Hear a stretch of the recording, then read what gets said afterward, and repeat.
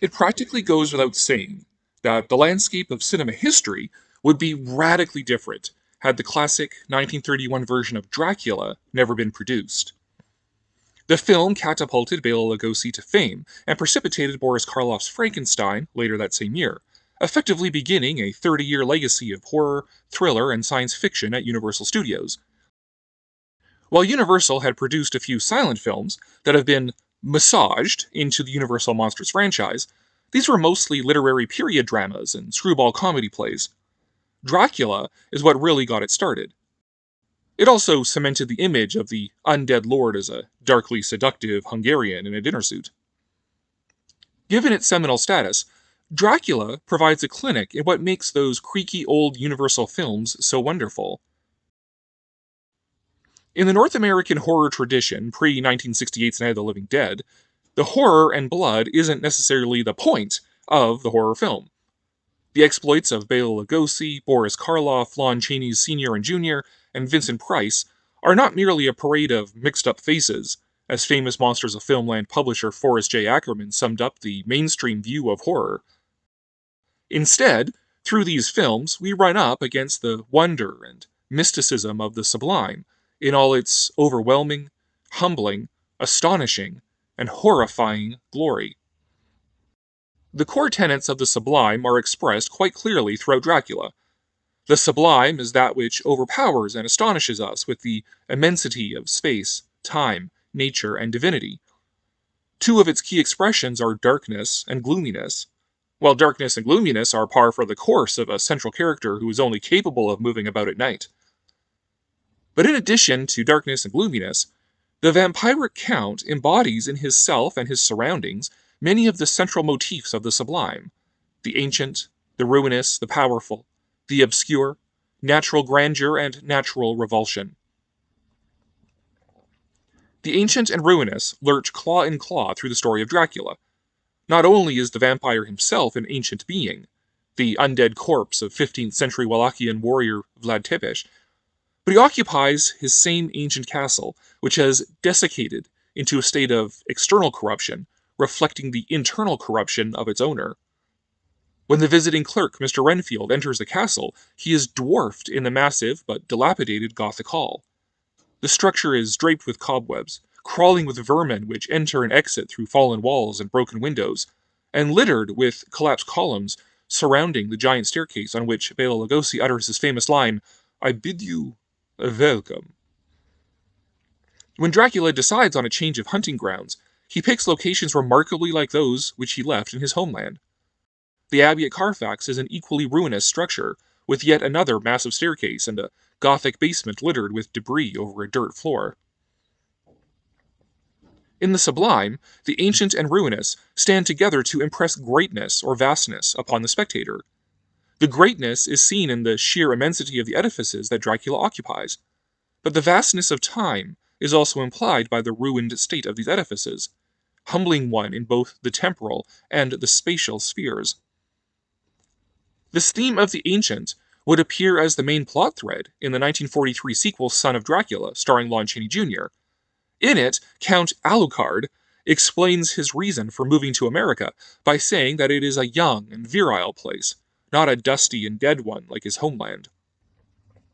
And of course, the presence of the Count corrupts the southern plantation he has relocated to, turning it into a place of emptiness, decay, and death. The powerful and obscure are also enjoined in Dracula, and in all monster movies, by the mysteriousness of these supernatural beings and their unholy abilities. The mystery of the vampire can only be solved by the wise Dr. Van Helsing, who has learned from obscure legends and occultic texts. Of his powers, the vampire can turn into any creature of darkness, or command them to carry out his will, can physically overpower the strongest men, cannot be killed but by peculiar and risky methods, and musters the powers of hypnotic suggestion and greatness of a blasphemous will that animates him beyond death. But more than this, he is something completely otherworldly. Weird, unnatural things happen when Dracula is present, and his ability to control others with a cold, silent gaze is frightening. One of these unnatural things is the storms which accompany him on his way to England.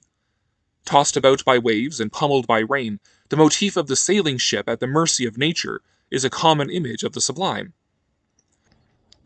This is where we see humanity dwarfed, not by monumental architecture and the ancient time from which it came, but from the immensity and power of the natural elements. Another example of this comes from Renfield's approach to Castle Dracula, through the measureless chasms of the Borgo Pass, where the ill-fated clerk is rendered insignificant through the grandeur of the mountains and the valley. Natural revulsion is an extension of the idea of power, but as a power held by the smallest of creatures, which are able to frighten us because of their sneakiness and the lethal attributes they possess. The spiders, vampire bats, rats, wolves, snakes, and insects, which Dracula can both command and transform into. Upon meeting Renfield, Dracula, in a fit of smug self-assuredness, compares him unwittingly to a fly caught in the spider's web. He is like a venomous insect, revolting and yet beguiling. These contrivances usher the viewer into a world filled with sublime meaning, where the power of space, time, nature, and divinity are at their grandest. Unlike modern horror films, which derive their fright from a universe devoid of meaning and higher purpose, where people are interchangeable victims waiting to happen, and whose gory murders are the subject of delight rather than tragedy, Dracula derives its horror from a universe frightfully full of meaning. Every choice that the characters make can tip the balance in the cosmic struggle between good and evil, as they react to the vampiric personification of darkness and temptation in their midst. The brilliant thing about Dracula is that it is a character study. One admittedly doesn't get much out of Todd Browning's directorial style, and on that count, the co-produced Spanish version of the film is much better. Paul Leni, a German expressionist director who had helmed The Cat and the Canary, The Last Warning, and the brilliant Man Who Laughs for Universal, was originally slated to direct, but passed away in 1929 due to sepsis. Browning stepped in, and he was in many ways still bound to the conventions of American silent film, which was, for the most part, filmed stage plays. All the worse that Dracula was a stage play.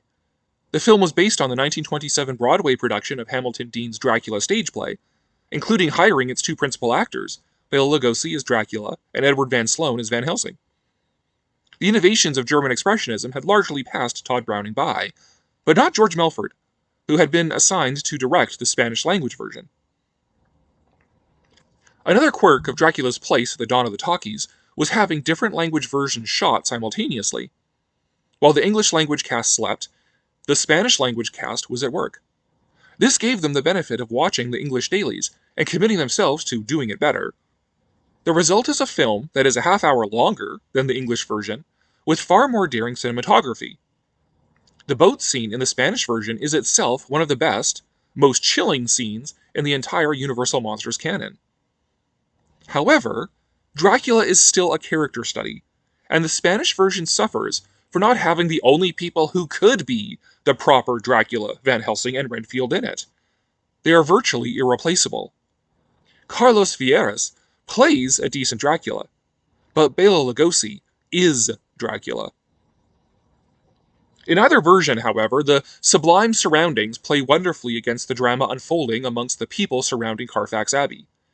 Each one reacts differently in the face of the Count.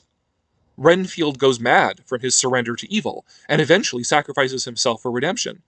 Lucy gives herself over completely, and is damned.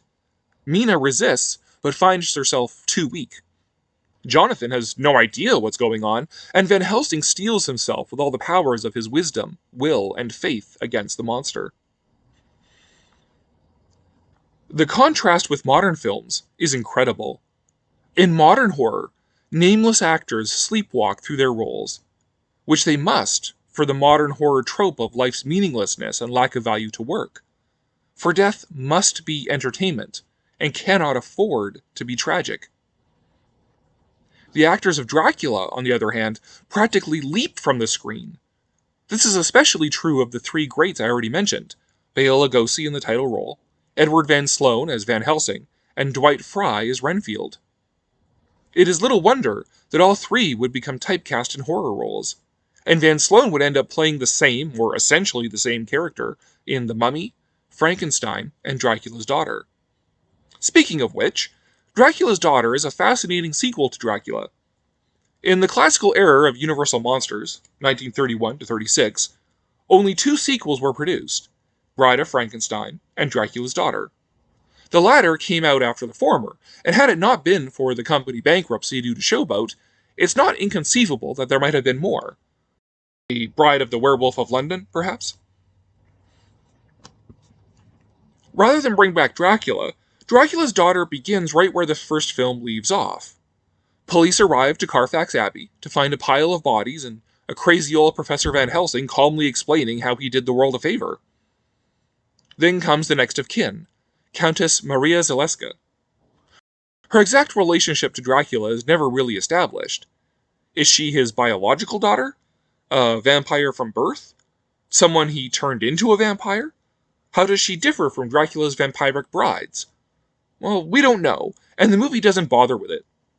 All we know is that Dracula is responsible for her being a vampire, and she hopes that cremating his body will break the vampiric curse. But it does not. What follows is a cinematic exploration of a vampire who doesn't want to be one, made 40 years before Anne Rice's Interview with the Vampire hit bookshelves. It's hard to say that Dracula had an ambitious scale, but Dracula's Daughter pulls it back even further. It is a smaller sequel than its predecessor, but that's okay, because, again, this is largely a character study, as Gloria Holden's Susie Sue-esque vampire fights against her own nature, grasps at any straw offered by Otto Kruger's psychologist, and suffers demoralization by her servant Sandor, as a kind of anti-Renfield. He's a completely sane servant who is totally into being evil. It also has the reputation of being a proto-lesbian film, by having a scene in which the Countess seduces a young lady and drinks her blood. One can see how this might inspire the Hays Code to come down hard on Universal. Dracula didn't rear up again until the aforementioned Son of Dracula in 1943. It's a solid film, from the new Universal's B-movie era, suffering mainly for Lon Chaney Jr. being a terrible Dracula. His wholesome, oafish, Midwestern carriage worked perfectly for Larry Talbot, less well for the darkly seductive Hungarian Count. Thankfully, he's only really a prop in the drama of Catherine Caldwell and Frank Stanley, a pair of lovers between whom Dracula has driven a wedge. Or has he? There's an interesting plot in there, and it features one of the most heartbreaking and transcendent endings in the entire Universal Monsters franchise, perfectly exemplifying how these films are a sacrificial fight for good against temptation and damnation. Chaney only had one outing as Dracula, thankfully.